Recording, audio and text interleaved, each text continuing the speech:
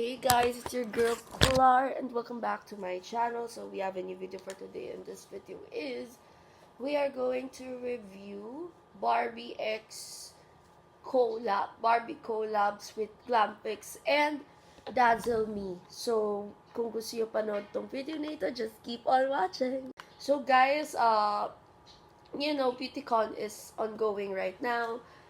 Actually, nag-aayos ako ng gamit galing sa mga nakuha ko sa BeautyCon, and I bought something in BeautyCon and I'm not unrelated. Dazzle Me is expecting me to post a content for this when I bought this purchase from them, which is their Barbie collab. Actually, while hindi pa sila available online, it will be available in all platforms by March after the BeautyCon itself. Kasi other brands, ganun sila. Magpo-post sila ng new products online after the BeautyCon. And it anticipates everyone na pumunta sa BeautyCon. Kasi all the new releases ng mga brands are there. Including Dazzle Me, Glampix, then Absidy meron rin. Na-review ko na yung blush nila because I went to their con. I went to their parang con nila nung isang event nila. Then yun sa Vice, meron sila yung stock ng Aura Moshimo. Yung stock ng Aura Moshimo, content nila. Kasi hindi na ako kumuha doon. Actually, ang first purchase ko nung BeautyCon is dun sa Vice mismo.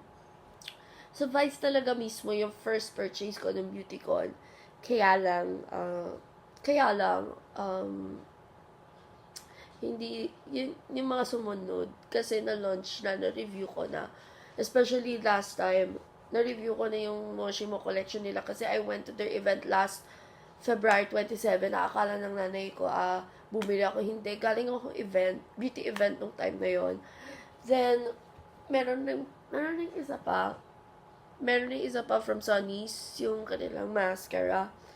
Then, Get Ready With Me also has their new release. Actually, yung video na ito, yung review ko nito, sabay-sabay siya ma-upload sa channel ko after the BeautyCon vlog. So, na-upload niya yung BeautyCon vlog ko sa channel ko, and voila, with this one. Anyways, we are going to review the Glampix. Actually, Glampix siya na Barbie collab with Glampix and sa Dazzle Me. So, unahin natin tong Glampix na to. Ito yung kanilang eyelash curler. So, first time kong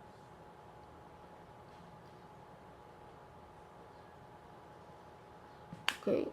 I have thin lashes, but this is a great eyelash curler to use. I love this. So, this is the first time that I own a Glampix product, and I super duper love it. And this is from Dazzle Me. Ito yung gusto ko sa product nila. The Hello Mellow Lip and Cheek Palette. So, let's try this. So, it has 3 shades. I got in the shade Mellow Pink. So, we're going to swatch it. So, this is the lips. Ito yung sa lips. Then, ito yung sa blush. Tilas ko na siya kahapon, guys. And nagustuhan ko siya. So, first, ito yung sa lips. Ito yung niya, parang tatawag ka. Parang ito yung usong phone ni Barbie. Kung alam niyo yung mga series ni Barbie. Actually, mayroon yung Hello Kitty doll.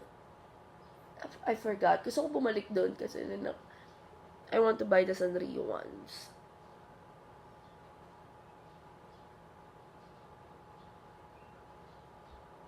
Okay, this one is a good one. Okay, this one. Okay, I like this. I like the lip product though.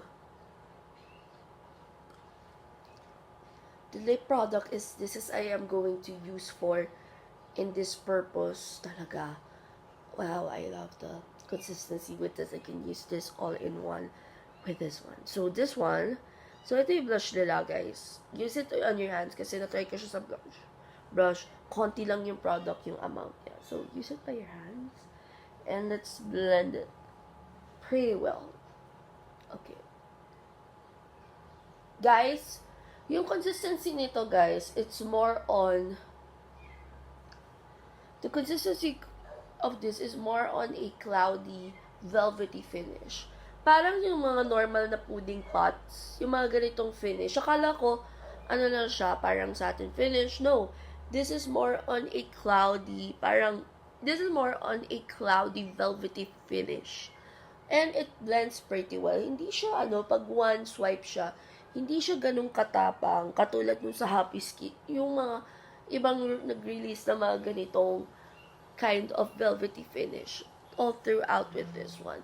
Anyways, I love how they release si Glamfix siya kasi Dazzle Me sa kanilang Barbie collection.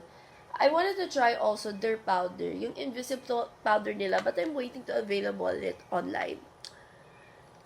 Naisip ko nung time na yon. So, anyone's asking me, how much is this? So, it's 249 pesos that I got it. And I believe magsisale siya sa online platform sooner or later.